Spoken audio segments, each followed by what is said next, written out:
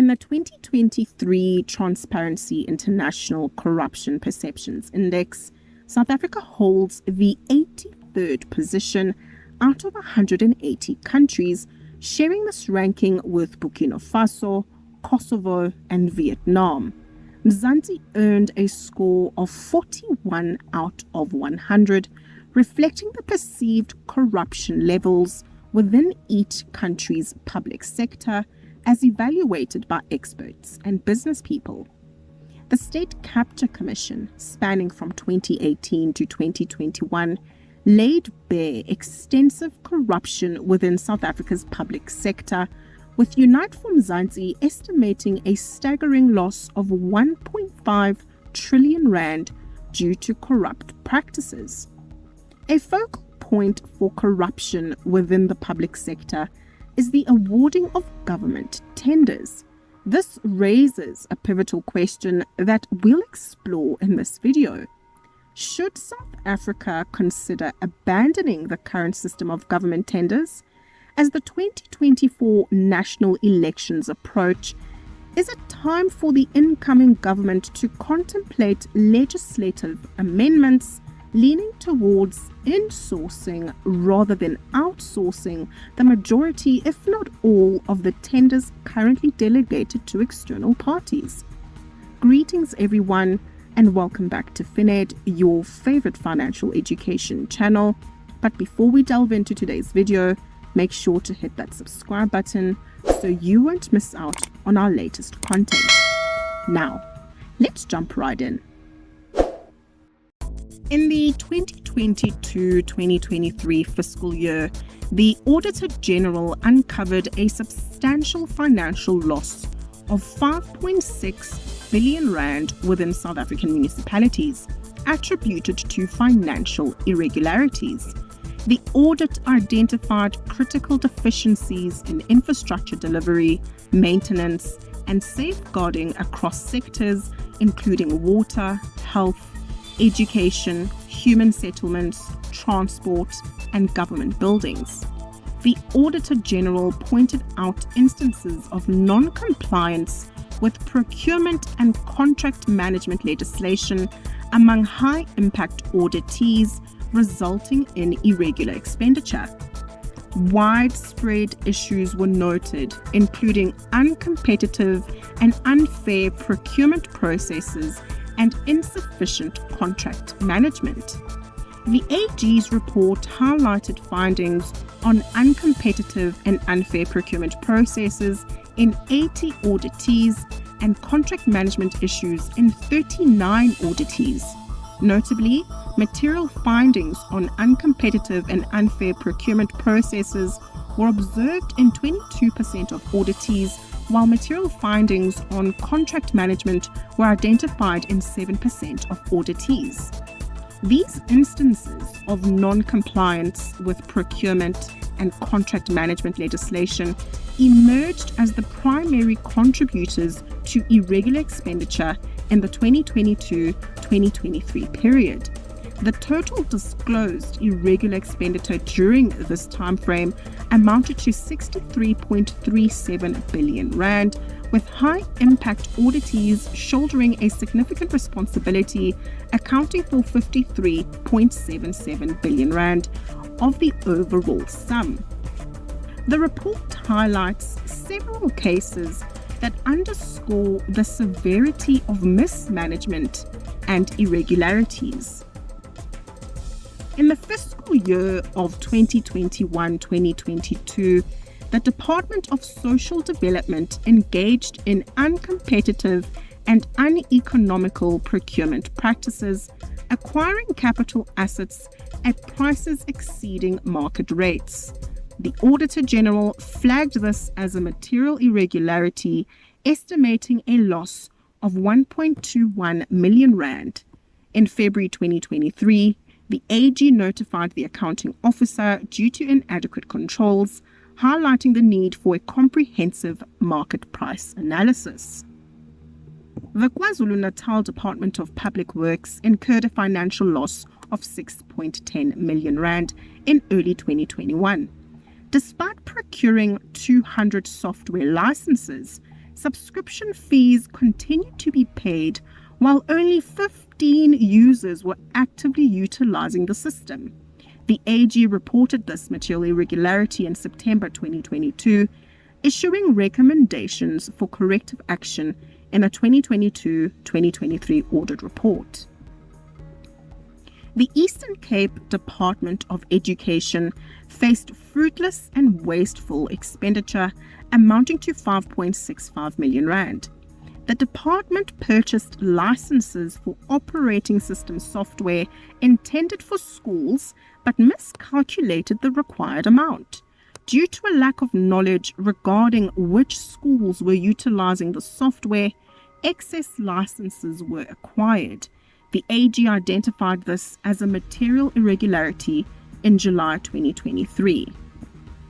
Department's project to construct a hostel at Leboneng Special School in Welkom saw a surge in contract value from 74.32 million rand to 101.17 million rand.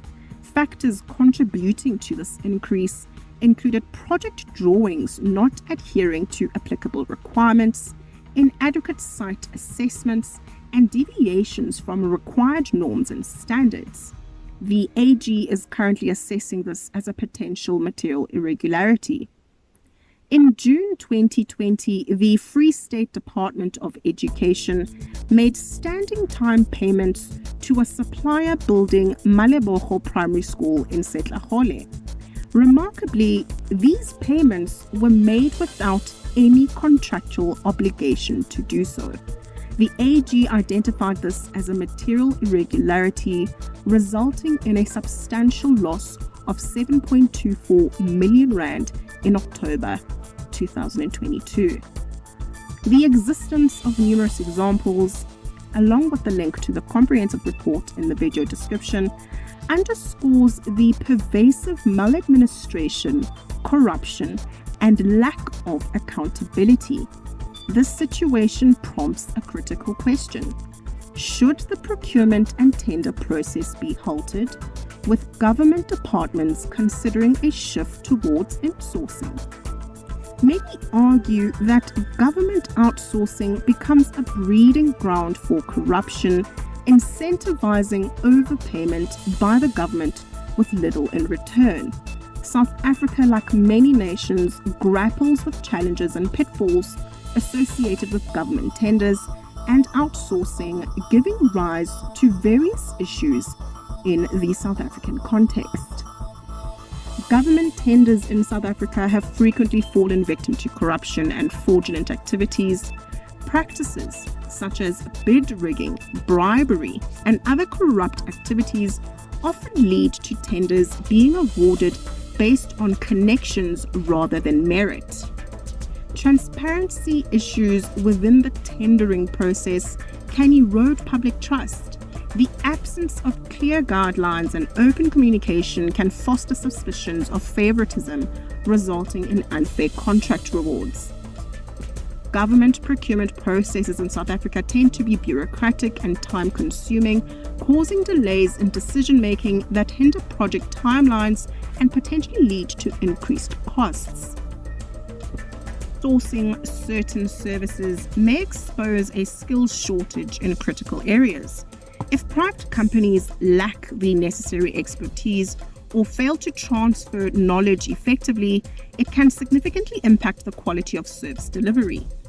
Small and medium-sized enterprises, SMEs in South Africa, often struggle to compete with larger companies for government tenders, limiting opportunities for economic empowerment and grassroots job creation. Some outsourced companies prioritize profit over social responsibility, potentially leading to exploitative labor practices, disregard for environmental concerns, and insufficient corporate social responsibility efforts. Heavy reliance on a few suppliers may result in a lack of competition, potentially inflating prices and making the government vulnerable to disruptions if a key supplier fails to deliver. Weak monitoring and evaluation mechanisms can result in poor oversight of outsourced projects, leading to a lack of accountability, and suboptimal service delivery. Some government departments in South Africa may lack the capacity to effectively manage and oversee outsourced contracts, resulting in inefficiencies, contract disputes, and difficulties in holding service providers accountable.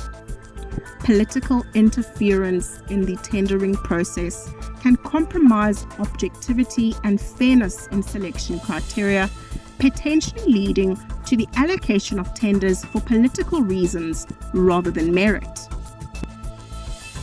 South Africa has grappled with challenges in its procurement landscape, including reports of individuals allegedly linked to corruption in tender processes facing violence.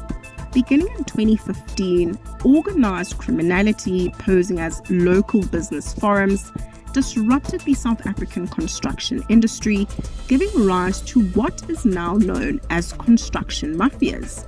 These groups, often comprising local community members, claim to represent the interests of the unemployed and marginalized, infiltrating large-scale construction projects and resorting to intimidation, vandalism, arson, theft, and violence.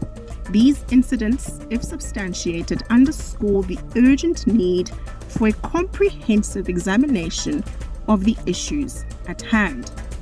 The critical question arises again: can insourcing provide a solution to these challenges? Insourcing within the South African public sector carries several potential advantages, especially in addressing the issues associated with the tender process. Insourcing can contribute to job creation within the public sector, thereby reducing unemployment rates and providing economic stimulus, particularly for local communities. Direct control over operations through insourcing leads to improved oversight and accountability, mitigating the risk of corruption and ensuring transparent and efficient use of public funds. Insourcing enables the government to cultivate and retain in-house expertise, crucial for building institutional knowledge, ensuring continuity and reducing dependence on external contractors for specialized skills. While outsourcing may offer short-term cost savings, insourcing can lead to more predictable and sustainable long-term costs, minimizing ongoing payments to external contractors and reducing potential corruption-related expenses. Insourcing provides the government with greater flexibility to adapt to changing circumstances and respond promptly to emerging challenges, particularly valuable in dynamic and rapidly evolving sectors. Jobs created through insourcing contribute to community development and empowerment, fostering a sense of community well-being and reducing dependency on external entities. By insourcing critical functions, the government can exert greater control over service quality and continuity, particularly crucial in sectors where reliability and consistency are paramount. Insourcing decreases the government's dependency on external contractors, reducing susceptibility to external pressures, demands for bribes, or the influence of organized crime. While insourcing holds numerous merits, acknowledging that the optimal approach may involve a combination of insourcing and outsourcing is crucial. Striking the right balance ensures efficiency, cost effectiveness, and the delivery of high-quality public services. In conclusion, collaborative efforts are essential to combat corruption. Government agencies, law enforcement, civil society, and the private sector must work together to strengthen the rule of law, fostering accountability, promoting transparency, and ensuring the safety of those involved in tender processes can contribute to a more robust and equitable business landscape for the benefit of all stakeholders. Share your thoughts in the comments below. Should the government overhaul the procurement process, embrace insourcing to combat corruption, or opt for a hybrid approach? Thank you so much for watching the video. We look forward to seeing you in the next one.